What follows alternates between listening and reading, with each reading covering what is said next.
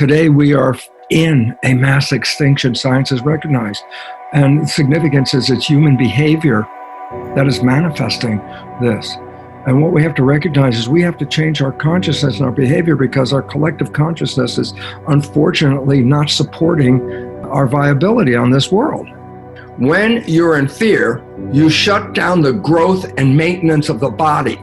It's the fear of death is the problem that we must deal with today. We're going from a Darwinian view where there's a struggle, a competition for survival, and it's a very stressful world, to a new world of understanding, a new evolution that recognizes evolution isn't based on competition, it's based on cooperation. And while that's coming down, you can either focus on the breakdown or you can start to focus on what's new and what we're building. Because if we redirect our attention in that way, then we will be supporting with our consciousness this building of a new civilization, not based on survival, based on thriving into the future. You're seeing the chaos of a breakdown of a civilization that's not sustainable. That's why we're in extinction. That we're creating a community. It's community that is representing evolution. That we're stop focusing on the part that's coming down. And it's time for us to put our energy into what we are building up. We're building a new civilization. We are actually not going to an end, but we're breaking down for a new beginning. And the new beginning is a consciousness, a new image, a new way of behaving, a new way of learning to live in harmony. Consciousness is creating your life experience. What information are you putting in there? Because that information will be translated directly into your biology. How do we deal with that stress? Stress hormones shut down the immune system to conserve energy so I can run away from the threat. And I go, it's so powerful at shutting down the immune system that stress hormones are used, listen, therapeutically. If I am going to transplant an organ from one person to another, the recipient of that transplant, their immune system, by definition, is going to try and reject the transplant because it's foreign tissue. I say, so what do doctors do before they transplant an organ? They give the patient stress hormones. Because when they get the stress hormones, it inhibits the immune function from rejecting the graft. My God, stress hormones are so effective at shutting down the immune system that they use it therapeutically to stop the function of that immune system. Now we're in these strange times as well, that our stress has been exacerbated, not just by the news, but the lockdown and even more. So what's your advice to people? Well, the first straightforward advice is this. We have to maintain our physiology and our health. It's not that difficult. Eat food that is good for you, not industrial farm, but organic, natural, healthy food. Industrial farm food is loaded with chemicals that influence our system in a very negative way. All you have to do is look at a farmer out there in those industrial farms spraying the crops. They're all wearing hazard suits. So taking care of your nutrition, number one, is important because we nourish ourselves. And if you shorten the supply of nourishment, of course you're going to be open to sickness. Number two is to take advantage of vitamins and supplements and things to support us because our food isn't that great. Anything we can do outside to enhance our immune system, and let me just add, especially vitamin C. When we support ourselves that way, we strengthen the immune system. And then third thing, watch what you're thinking. Because the moment you are thinking of stressful things like, oh my God, I'm not working for weeks and my job, my salary, do I have any money? Fear comes from that. Can I pay the rent? Am I going to die? Of course, fear comes from that. And I go, these fears are the primary things that inhibit the function of the immune system. It's the fear of death is the problem that we must deal with today. The cells in my body are in a skin-covered petri dish. They're responding to the chemistry of the blood, which is the culture medium, which determines their fate. And then all of a sudden, the most important question, there's two, who's the chemist that puts the chemistry into that blood? The answer is the brain. And then comes the most important question of all. what chemicals should the brain put into the blood? Because if you change the chemicals, you change the fate of the cells.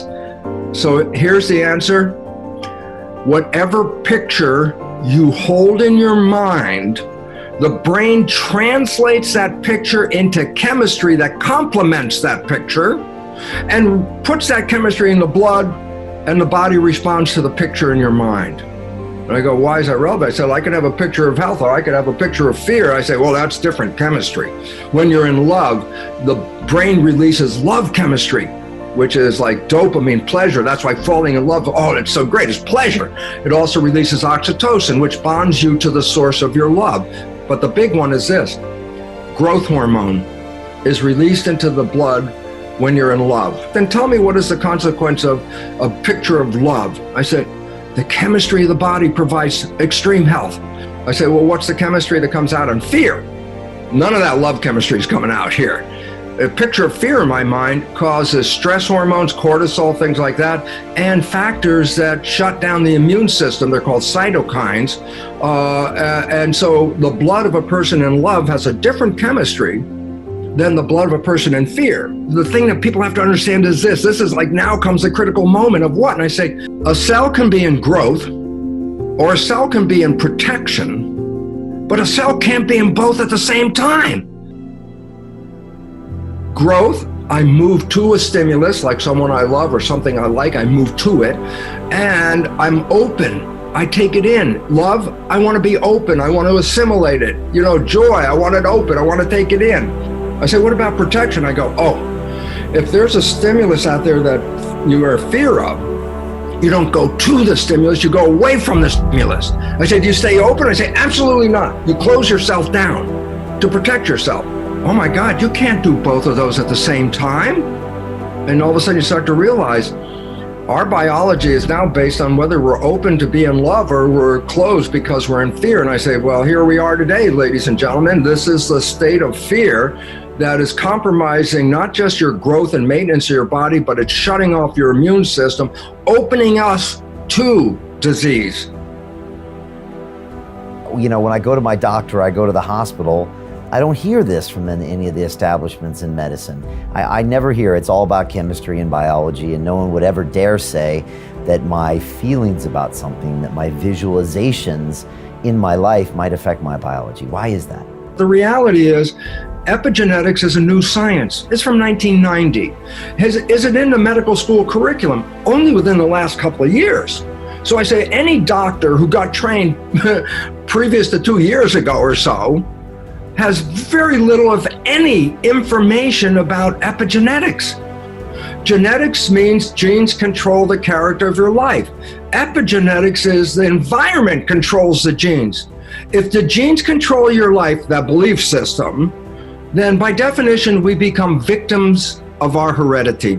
There's a cancer gene in my family and I'm going to get the cancer. Or cardiovascular, my father died when he was 49, my grandfather died when he was 51. Oh my God, I have those genes, I'm going to die at 50. And now the new science, epigenetics, say, no, this is completely false. The environment and our consciousness is controlling this. And I say, why is it relevant? Well, if you want to change your biology, then change your consciousness. You don't have to change your genes. The genes aren't in control. With every gene you have in your body, a gene is a blueprint. For every gene blueprint in your body, I can make over 3,000 different versions of the protein from the same blueprint based on the way I respond to life. The genes are just the blueprints. How you use the blueprints and how they're going to function is not based on the genes. It's based on the consciousness. The revolution is, am I controlled by my genes or do I control my genes?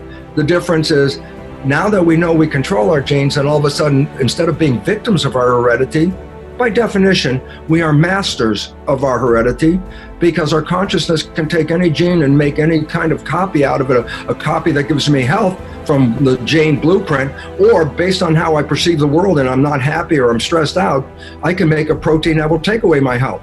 There's a misunderstanding about genes and victimization. We're all perceived as victims of our heredity when we are absolute masters. We control our genetics, and that's the most important fact that people have to understand.